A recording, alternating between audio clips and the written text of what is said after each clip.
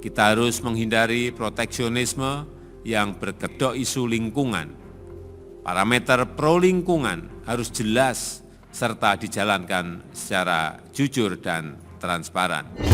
Kita harus terus melakukan aksi bersama, kemitraan global yang nyata dan bukan saling menyalahkan, apalagi menerapkan hambatan perdagangan dengan berdalih isu lingkungan.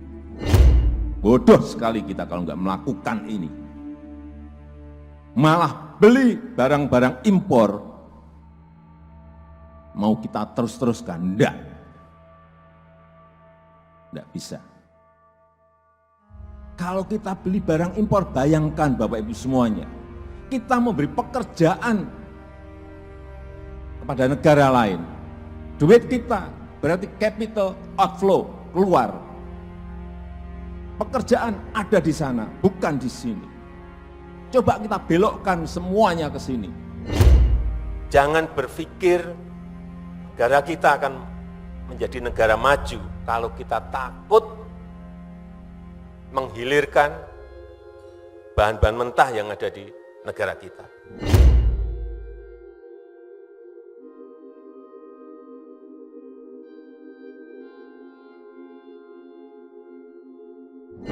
Pada tahun 2023 ini, bulan Januari, neraca perdagangan barang mencatat surplus sebesar 3,87 miliar US dollar.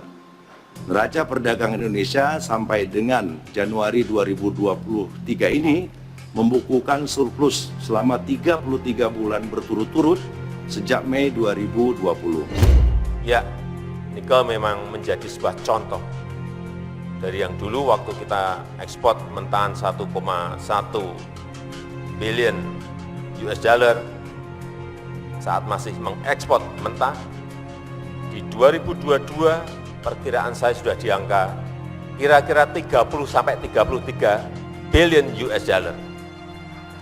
Bayangkan dari kira-kira 17 triliun kemudian melompat menjadi 450 triliun rupiah. Betapa nilai tambah itu sangat besar sekali. Sehingga sekali lagi saya sampaikan pada para menteri, setiap rapat, jangan tengok kanan kiri, lurus terus hilirisasi. Digugat di WTO terus, kalah tetap terus.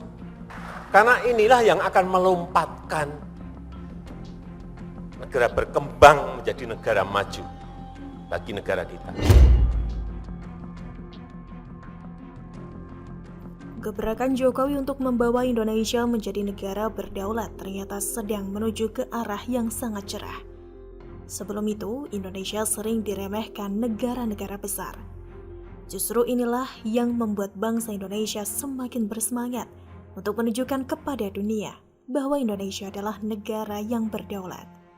Sejak Januari 2020, pemerintah Indonesia telah resmi melarang ekspor biji mineral nikel dan fokus pada hilirisasi. Kebijakan hilirisasi berdampak positif terhadap nilai ekspor turunan nikel selama 3 tahun terakhir. Data Badan Pusat Statistik atau BPS menunjukkan ekspor biji nikel pada 2010 sampai 2019 atau 10 tahun rata-rata mencapai 710,095 juta dolar Amerika Serikat dengan volume menembus 23,28 juta ton. Sementara itu ekspor ferronikel mencapai 789,43 juta dolar Amerika Serikat dengan volume mencapai 485.521 ton.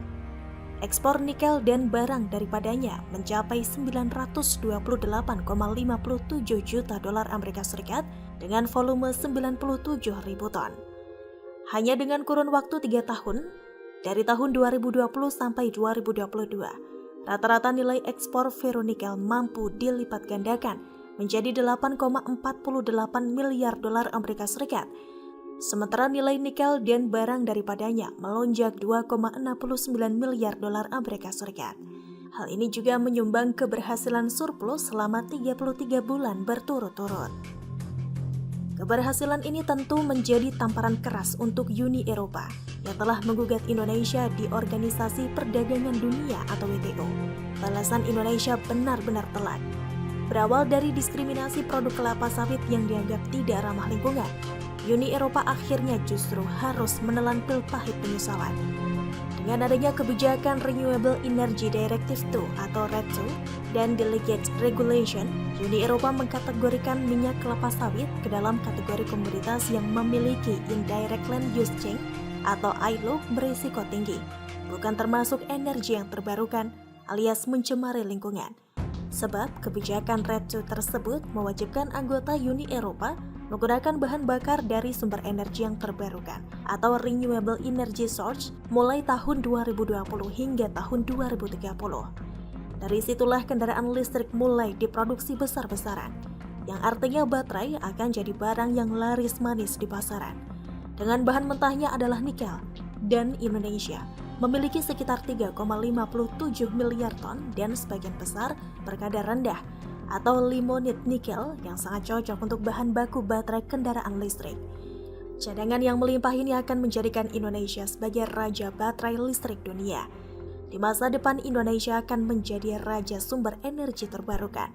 Kalau dikelola dengan baik, bisa dibayangkan seperti apa negara ini, makmur. Atas dasar inilah, pemerintah mulai melarang ekspor biji nikel mulai tahun 2020.